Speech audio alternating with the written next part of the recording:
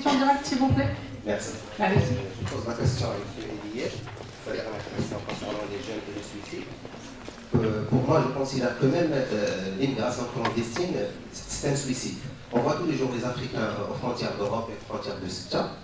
Et pour moi, il ne suffit pas de leur dire qu'il faut vous battre aux jeunes pour il faut réellement créer des opportunités. En Afrique, il faut créer des postes d'emploi et même créer des opportunités pour l'immigration, c'est-à-dire avec régularité. Alors, comment dans votre pays vous intervenez pour créer des opportunités et de l'espoir pour les jeunes en Afrique, et spécialement dans votre pays? Merci.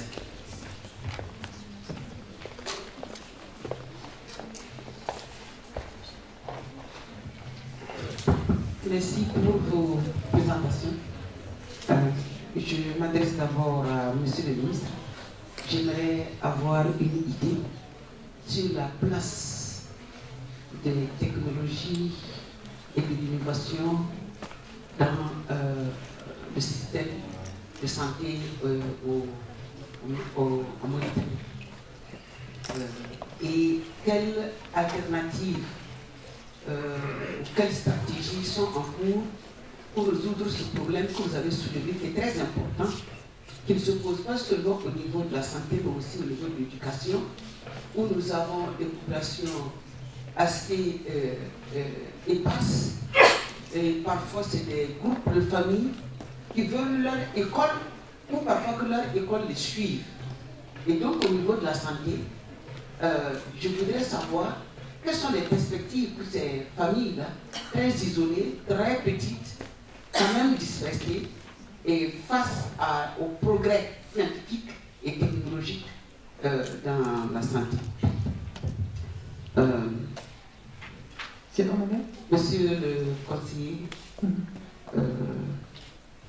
vous avez touché à une corde très sensible et j'apprécie le travail qui a été fait. Mon souhait serait qu'on puisse reprendre ce travail-là pour nos pays, particulièrement en crise.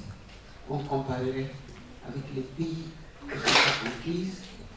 Parce que aujourd'hui, lorsque nous sommes assis chez nous, lorsque nous rentrons nous coucher, nous nous demandons à quel moment des soi-disant djihadistes qui ne sont que des mercenaires viendront frapper. À quel moment, pendant que tu circules, tu vas rentrer dans une embuscade. Et je suis presque persuadée que si nous menons une étude sérieuse et profonde, nous allons nous rendre compte que le nombre de personnes qui prennent des cachets de stress et de problèmes psychologiques a dû augmenter. C'est vrai qu'en Mauritanie, depuis 2010, vous n'avez pas de crise en tant que telle de frappe, mais la crise est présente. Alors, ça c'est chez vous. Et en RDC comme au Burkina Faso, nous vivons dedans. Nos familles même sont impliquées parfois dedans. Alors, c'est un cas extrêmement important que vous avez touché. C'est vous, madame, la question? Oui, et je voudrais solliciter, c'est une sollicitation que je vais faire, que au regard de votre rang et de votre poste, que vous puissiez voir comment est-ce qu'on va faire une étude au niveau de nos pays pour pouvoir accompagner. Sinon, dans les 10 prochaines années, nous aurons des instituts qui vont se multiplier peut-être par 200, 300. Et les nombres de personnes dérangées vont se multiplier peut-être par 100. Merci. Merci beaucoup, madame. Alors, je vous laisse, d'accord, 2 minutes pour répondre.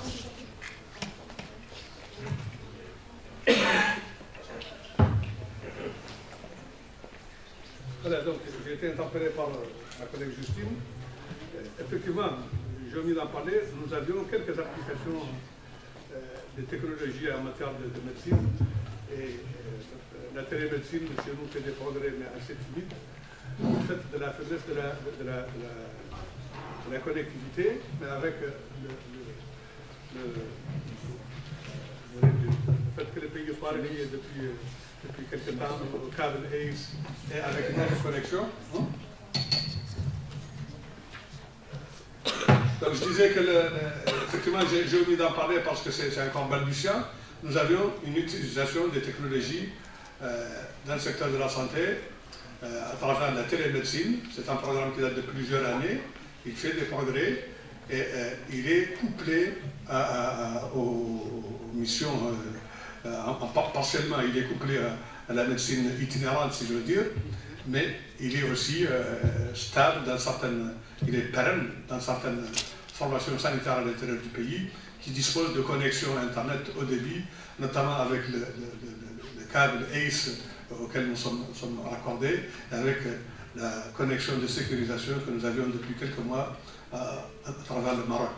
Donc maintenant, nous avions cette double accès à l'Internet haut débit permet dans certaines des localités qui sont des formations sanitaires qui sont connectées, d'avoir des échanges réguliers avec les centres de référence au niveau de Nouakchott pour le traitement à travers la télémédecine des cas. Donc c'est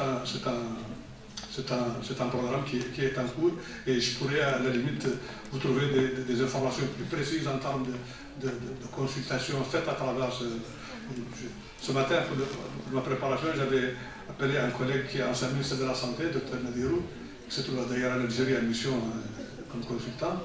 Et donc c'est une banque de données, je pourrais toujours lui demander parce que c'était l'un des initiateurs de ce programme-là, et on pourra vous donner des statistiques plus précises. Pour ce qui est des stratégies mises en œuvre pour lutter contre cette distorsion de la population qui entraîne un surcroît de demandes de services sociaux, que ce soit en termes de santé ou en termes d'éducation hydraulique, l'État mauritanien a fait ce qu'on a appelé depuis quelques années des regroupements. Il a créé de nouveaux départements en termes d'organisation territoriale, de nouveaux départements, et il les a dotés des infrastructures nécessaires, que ce soit en termes d'écoles ou de centres de santé. Mais ce que nous remarquons, c'est que les 3 ou 4 nouveaux départements créés ne parviennent pas encore à attirer suffisamment les populations dispersées parce qu'il y a un fort attachement à la terre. Et on a beau expliquer à chaque fois qu'il y a l'occasion se présente que normalement la terre, on n'est pas cousin avec la terre. Comme on dit chez nous, quand il n'y a pas de conditions pour vivre dans un territoire donné, il faut aller là où... Aujourd'hui, ce qu'on remarque, c'est qu'on a, malgré cet investissement énorme fait par l'État, je me rappelle il y a quelques mois, je faisais une mission à l'intérieur du pays et je demandais au chauffeur, ce grand bâtiment-là, cette maison superbe, elle appartient à quel général? Il me dit non, monsieur le ministre, ça n'appartient pas à un général, c'est une école. C'est une école faite par l'agence de solidarité. On en a fait partout, dans les zones, nouveaux départements qui étaient censés regrouper les populations environnantes, mais aujourd'hui, ce sont uniquement, je veux dire, des lézards qui y habitent, parce qu'il y a cette réfraction de la population pour y aller. Voilà. Merci beaucoup pour votre réponse. Même si la question n'a pas été adressée concernant la digitalisation et la numérisation, très rapidement, même au niveau de la médecine mobile, le problème se pose avec acuité.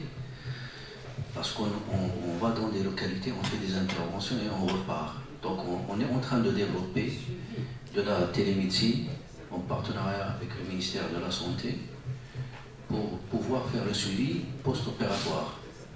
Et il y a une expérience pilote magnifique qui a été lancée l'année dernière par la Fondation Mohamed V pour la solidarité, qui a pratiquement développé des unités mobiles, mais juste pour la consultation, mais pas pour les opérations. Nous, on fait les deux, consultation et opération.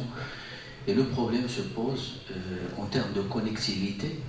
Justement, on est en train de voir avec les opérateurs télécoms pour pouvoir généraliser la 4G et la 5G au niveau rural. Parce que s'il n'y a pas de connectivité, on ne peut pas faire de télémédecine. Merci beaucoup. Ça a été souligné. Merci, professeur Fepoisel. Je laisse une dernière petite minute.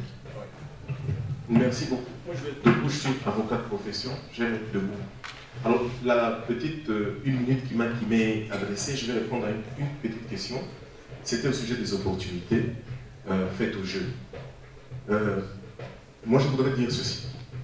C'est un avis personnel. Je pense que vous pouvez partager aussi. Le destin de quelqu'un dépend de la manière dont il voit la vie. Les opportunités, il y en a. Le pouvoir public, je vous avais parlé de notre pays. Avec le Burundi, on a pu demander au président de la République du Burundi de pouvoir partager les opportunités pour les jeunes parce qu'ils avaient aussi le même cas, ils allaient ailleurs, ils pensaient que c'est ailleurs où il y a la vie elle est partout. Nous avons 7 milliards de personnes sur la Terre et il y a de la place pour tout le monde. Alors, le Burundi a mis en place la banque des jeunes. Parce que trouver du travail dans l'administration publique, ce n'est pas toujours facile. Chez nous, par exemple, pour être dans l'administration publique, tu dois être le petit frère, cousin de l'oncle de tel. Nous qui n'avons que Dieu et notre intelligence, nous nous sommes appuyés sur les études et le travail. On allait tout droit auprès de quelqu'un, on demandait le travail et on a trouvé. Et Dieu nous a aidés. La dernière chose que je voudrais dire ici, et je vais faire mon cahier, nous sommes à la 48e seconde, il m'en reste 12 pour finir. Même si le pouvoir public ne vous donne pas des opportunités, chers amis, chers jeunes, vous pouvez aussi le provoquer. Comment? Embêtez le pouvoir public. Embêtez-les tous les jours. Allez frapper à leur porte. Dites-leur ce que vous pensez. Excellence, Monsieur le ministre, nous pouvons mettre ça comme programme. Au niveau du pays, lorsque vous tapez la 2250 à RDC, nous sommes allés frapper à la porte des Nations Unies. On n'avait pas d'argent. Excellence, Madame la conseillère spéciale, est-ce que vous pouvez nous donner un peu de moyens? On voudrait mettre en place notre plan d'action national. C'est vrai, vous pouvez vous expliquer cela. Et c'est comme ça que le cabinet du président de la République avait identifié 3 jeunes. Et nous étions parmi ceux-là.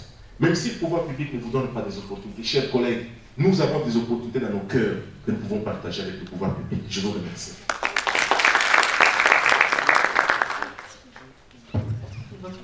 C'est parfait. Alors je vous remercie beaucoup. On va prendre une petite pause de 15 minutes. Je vous rappelle qu'on va reprendre juste après avec 2 dernières interventions. Donc à tout de suite. Allez-y, on va prendre une café.